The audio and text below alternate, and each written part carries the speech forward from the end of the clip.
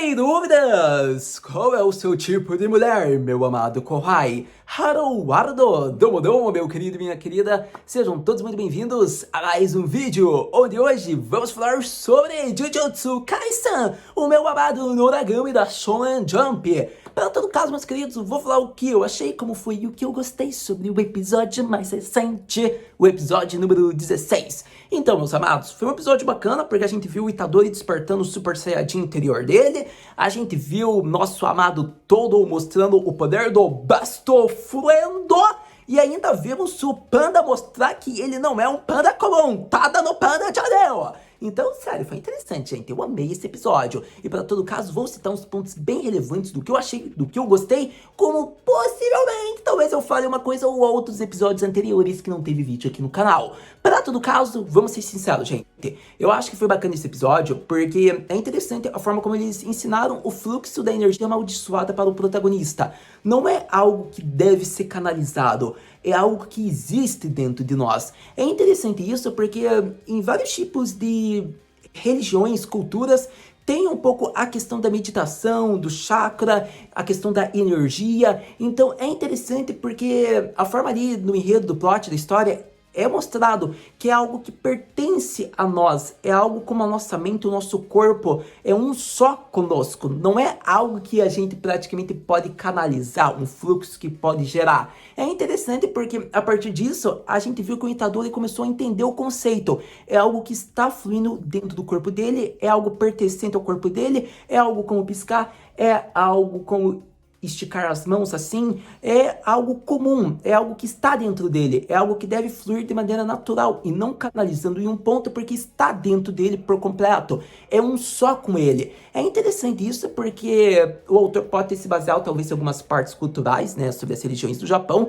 dessa parte das energias, como talvez pode ser algo que ele criou na história e que eu elogio. Para todo caso, o Itadori entendendo que não é um fluxo que deve ser canalizado, e sim um fluxo que está dentro de si e que ele deve despertar como algo que já está ativo, é interessante, porque assim ele pega o gatilho para ativar o modo Super Saiyajin, onde a gente vê que acaba praticamente a parte dele, porque ele e o novo best friend dele começam a brigar para mostrar o poder da amizade, o gosto pelas mulheres, e depois de um grande combate, talvez eles vão ver a live da Takada-chan.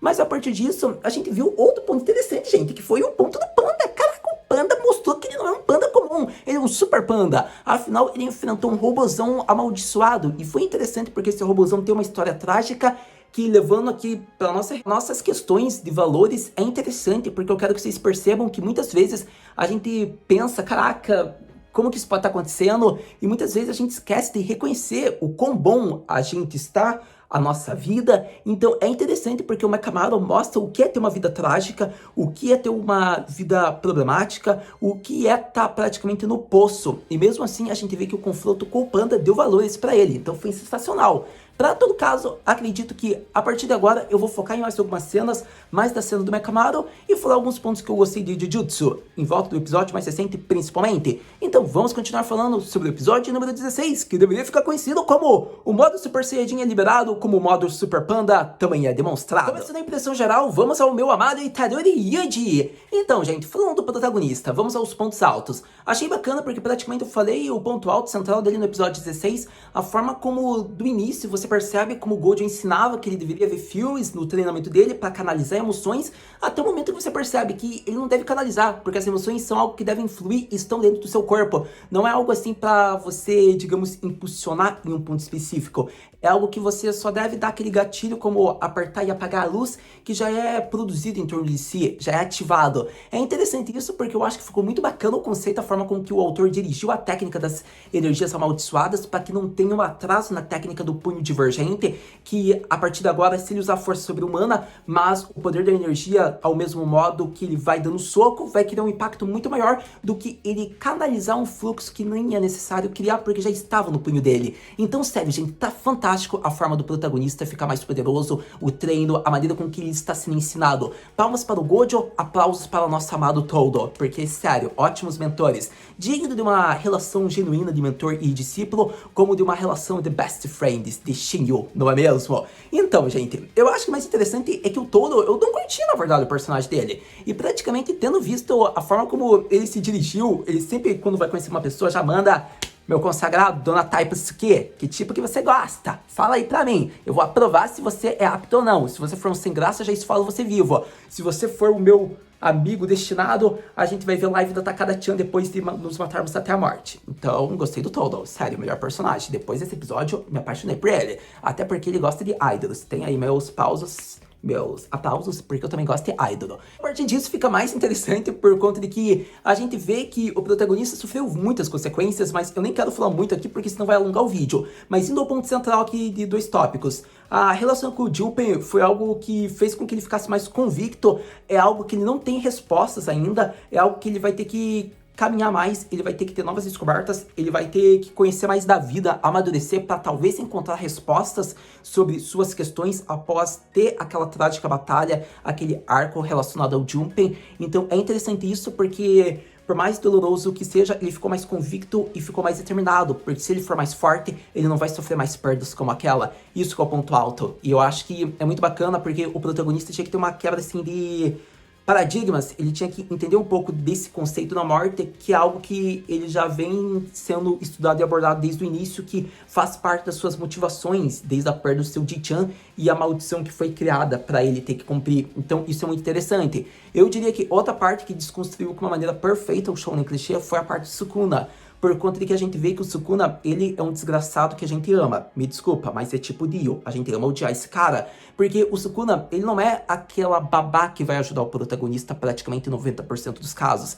Vai ser praticamente em 10% dos casos ou 25%. Se for uma situação muito grave, talvez ele ajude. A gente vê que eles têm apenas interesse por hora no Fushiguro, no Itadori não muito. Chega a ser interessante isso por conta de que a gente viu que no confronto onde o Itadori mais precisava de ajuda, ele negou.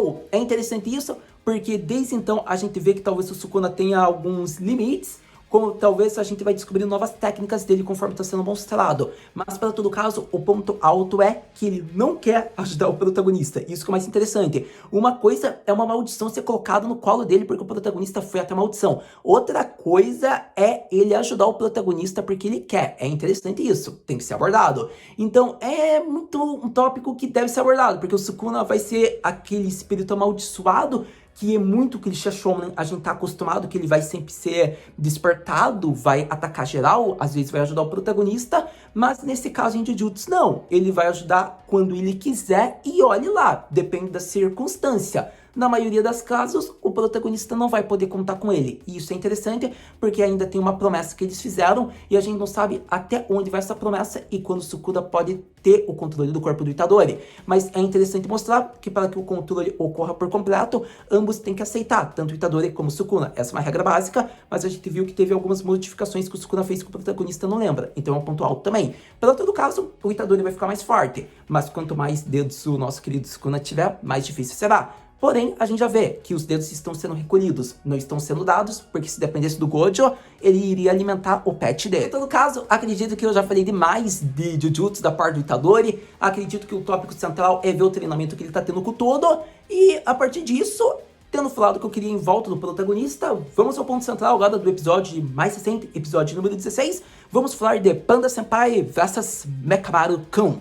Começando a parte do Panda Senpai solando o Mekamaru-kun, acredito que é interessante, por conta de que é uma parte que faz com que a gente repense valores da vida, como conceitos, sejam pensados a partir do episódio. Porque, ao meu ver, o anime é bom quando ele faz a gente pensar em conceitos e valores para a nossa realidade que foi demonstrado através do plot mais recente.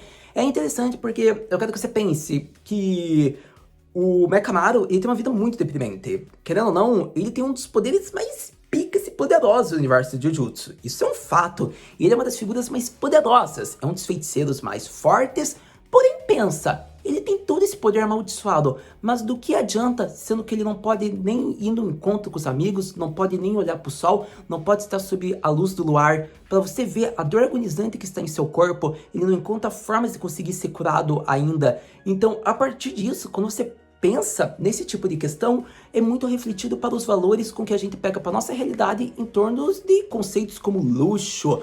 Por exemplo, a gente pensa, nossa, isso é muito legal ser milionário, ter tudo isso que a gente quer, blá blá blá blá blá blá. Mas você pensa, poxa, a gente tá bem, a gente tá com um corpo de certa maneira saudável, incrível, que a gente pode se locomover, a gente pode dançar no sol, olhar a luz do luar, pode refletir no nosso corpo. Então, é questões básicas que muitas pessoas às vezes podem sofrer de algum problema, que muitas vezes a gente pode fazer tal questão, que infelizmente muitas pessoas não podem fazer devido a certas dificuldades e adversidades que elas detêm pela sua condição física. Então, a questão ali do Mecha Amado é muito um valor que é inspirado para nossa realidade, ao meu ver. A gente tem que repensar os conceitos e agradecer muitas vezes. E isso é algo para mim, para você, para todos nós. A gente tem que pensar um pouco em como tá a gente, a nossa vida. Obviamente, a gente quer muita coisa, mas também a gente tem que agradecer, olhar um pouco a nossa questão.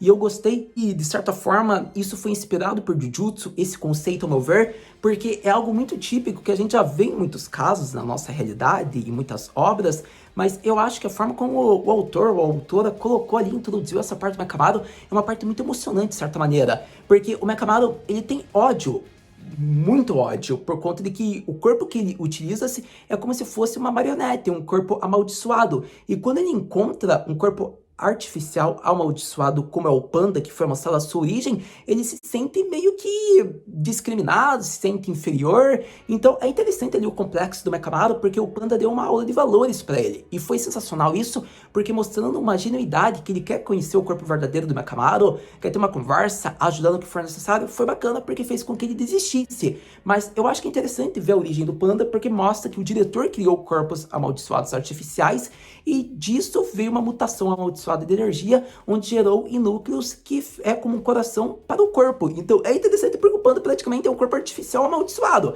É interessante porque nesse momento a gente viu que como o humano ele crescia, ele é mega poderoso e ele tem 3 corações em modos, porque ele pode ativar o modo panda gorila, o modo panda irmã mais velha e o modo panda equilíbrio. É interessante porque meio que são 3 níveis de energia que está dentro do seu interior, são seus irmãos, e ele pode ativá-los quando quiser. E isso fez com que facilitasse o combate, porque senão ele teria sido derrotado já no primeiro laser, protegendo ali a Nobara de relance.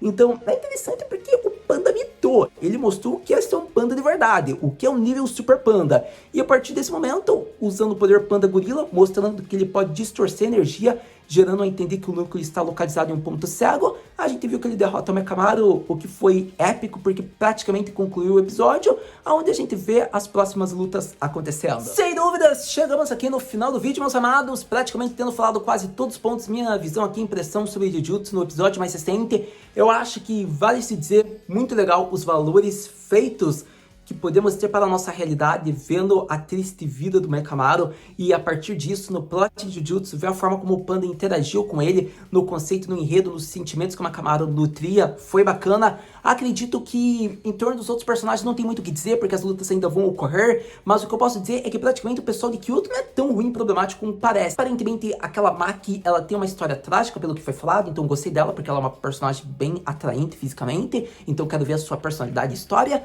Pra todo caso, acredito que, falando da fã do Gojo, é interessante porque ela tem 2 irmãos pra cuidar, mostra também que ela tem suas adversidades, mostra a história do Mecha Amado, então você percebe que o povo de Kyoto é um povo que obedece a ordens, mas é porque eles foram acolhidos também por uma pessoa que possibilitou a eles a terem uma casa ali. Então é bacana e é interessante isso, gente, deve ser frisado e exaltado. A partir disso, meus amados, eu diria que tem outros pontos que eu já falei até do Sukuna e do Itadori, então eu acho que não é preciso dizer agora. A volta do Itadori foi muito engraçada, eu vou ser honesto com vocês. A forma como o Gojo falou que iria mudar o mundo, iria melhorar graças aos risos que eles iriam fazer. E vemos que não foi bem isso que ocorreu, mas o que eu posso dizer é que o Gojo é o cara, porque ele se mostrou apelão em todas as lutas que ele nos proporcionou. A primeira luta contra o Sukuna, comendo praticamente o Sukuna. Depois, a domínio da expansão, onde ele mostra os poderes de quem detém a alcunha de Saiko no Jujutsu. É interessante isso porque o Itadori viu em modos o que é o poder do seu mestre, e eu acho interessante porque quanto mais claro o olho, mais você deve protegê-lo das luzes do dia, o raio ultravioleta. Então é interessante porque eu acho que fica meio que explicado do porquê ele usa uma faixa, deve ser por conta da questão dos olhos dele, mas também do quão poderoso ele pode ser de canalizar a energia, talvez seja isso, talvez não. Não é mesmo? O que eu posso dizer é que o Gojo é muito carismático, ele é muito interessante, é um personagem que, obviamente, não vai aparecer tanto, porque ele é muito apelão e poderoso, então ele resolveria muito fácil a questão, mas ele sempre pode ter luta de boss ou contra níveis de maldição especial, como foi demonstrado, E eu acho que a partir disso vai ser interessante, né? Quando tiver um Remember, talvez com o Sukuna, não sei se isso vai ocorrer. Mas o que eu posso dizer é que praticamente com tudo isso exaltado, eu gostaria que vocês dessem like no vídeo, porque vai ajudar bastante, que vocês se inscrevessem no canal e que vocês compartilhassem com um amigo, com uma amiga. Porque se você já viu até agora o vídeo, eu estou muito agradecido do fundo do meu coração e agradeceria se você compartilhasse também. Hashtag Gojo Mita Sola no Sukuna. Coloque aí nos comentários para ser uma ligação. Vi esse vídeo até agora, Haru. Então, para todo caso, exaltado tudo que eu queria falar, acredito que falei do nosso amado Fushiguro e Nobara, que tiveram uma expressão muito única após ver a foto do Itadori. Afinal, não é sempre que você vê o teu amigo morto de 2 meses voltado, não é mesmo? Então, a partir disso, acredito que vamos focar no intercâmbio que está rolando no acampamento de batalhas do Extreme Hunter dos Feiticeiros. E com isso, vamos à pergunta clássica. Haru-senpai, o que podemos esperar para o próximo episódio de Jujutsu Kaisen? Para o próximo episódio de Jujutsu Kaisen, é esperar para ver o Itadori e o Todo tendo uma luta de Best Friends, como ver a luta lá da Megane Senpai contra a Loli lá das bruxas, que consegue andar na vassoura. Então vai ser interessante porque são as lutas que vão ocorrer assim, espero e acredito eu. E a partir disso, não acredito que vai ter outra coisa. Talvez um momentinho ali do Gojo, talvez sim. Mas a gente vai ter que esperar para ter certeza. Mas uma coisa é certa. Assistindo o próximo episódio, a gente vem aqui conversar. Muito obrigado por ter visto esse vídeo até agora. A gente se vê no próximo vídeo. No próximo vídeo de Jujutsu Kaisen Mata Na.